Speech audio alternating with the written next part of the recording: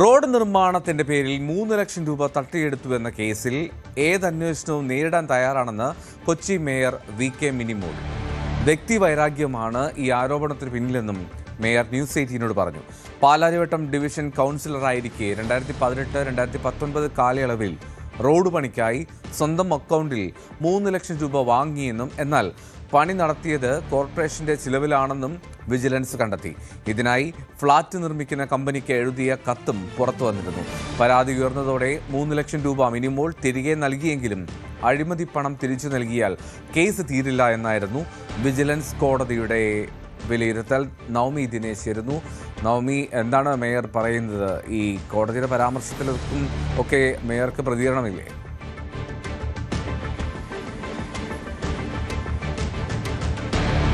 എൽദോ, നമ്മൾ ഇന്നലെ മേയറുടെ പ്രതികരണം എടുത്തിരുന്നു. എനിക്ക് തോന്നുന്നു അത് അല്പസമയത്തിനുള്ളിൽ നൽകാൻ കഴിയുമെന്ന് പ്രതീക്ഷിക്കുകയാണ്. എന്തായാലും മേയർ ഈ ആരോപണങ്ങളെല്ലാം പൂർണ്ണമായും തള്ളിക്കളയുകയാണ്.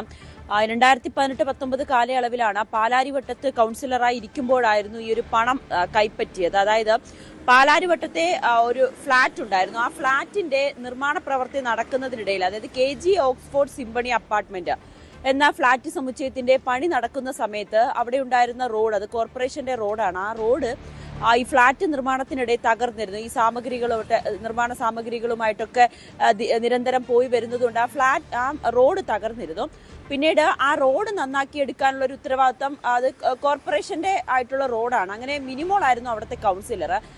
ഈ ഫ്ളാറ്റിലെ അസോസിയേഷനും മിനിമോളും തമ്മിൽ ഒരു ചർച്ച നടത്തുകയും അത് നിർമ്മാണ പ്രവൃത്തി കോർപ്പറേഷൻ തന്നെ നടത്താം എന്ന് കോർപ്പറേഷനല്ല, മിനിമോൾ തന്നെ അത് നടത്താം, ഈ ഒരു പണം തന്നാൽ മതി എന്ന് ആവശ്യപ്പെടുകയും ചെയ്തു. ഈ ഫ്ളാറ്റ് ഉടമസ്ഥരോട്, അസോസിയേഷനോട് ആവശ്യപ്പെട്ടു.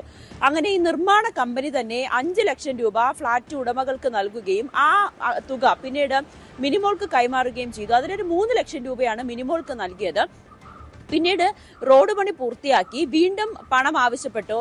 നിർമ്മാണം പൂർത്തിയാക്കണമെങ്കിലും കുറച്ചുകൂടി പണം വേണമെന്ന് ആവശ്യപ്പെട്ടു. അതോടുകൂടിയാണ് അസോസിയേഷന് സംശയം തോന്നുകയും വിവരാവകാശ നിയമപ്രകാരം ഉള്ള ഒരു അപേക്ഷ നൽകി അതിന്റെ വിശദാംശങ്ങൾ വന്നപ്പോഴാണ് മിനിമോൾ അല്ല, അതായത് ഈ കൊടുത്ത 3 ലക്ഷം രൂപ വെച്ചല്ല ഇതിന്റെ നിർമ്മാണ പ്രവൃത്തി, റോഡ് നിർമ്മാണം നടത്തിയത്, പകരം കോർപ്പറേഷന്റെ പണത്തിൽ നിന്നാണ്, ഫണ്ടിൽ നിന്നാണ് ഈ റോഡ് നിർമ്മാണം പൂർത്തിയാക്കിയതെന്ന് മനസ്സിലാക്കുകയും ചെയ്തു. അതിനെ തുടർന്നാണ് വിജിലൻസ് കോടതിയെ ഈ അസോസിയേഷന്റെ സെക്രട്ടറി പരാതി നൽകിയത്. പിന്നീട് അതിലൊരു അന്വേഷണം വരികയും ആ അന്വേഷണത്തിൽ മിനിമോളുടെ അക്കൗണ്ടിലേക്ക് 3 ലക്ഷം രൂപ എത്തിയെന്ന് കണ്ടെത്തുകയും ചെയ്തു. പക്ഷെ ഇത് വിവാദമായതോടുകൂടി ആ 3 ലക്ഷം രൂപ തിരികെ അസോസിയേഷന്റെ അക്കൗണ്ടിലേക്ക് മിനിമോൾ നൽകുകയും ചെയ്തു. പക്ഷേ ഈ അഴിമതി നിരോധന നിയമപ്രകാരം പറയുന്നത് അങ്ങനെ ഒരു പണം വാങ്ങി അത് തിരികെ നൽകിയാലും അത് അഴിമതി അല്ലാതിരിക്കില്ല.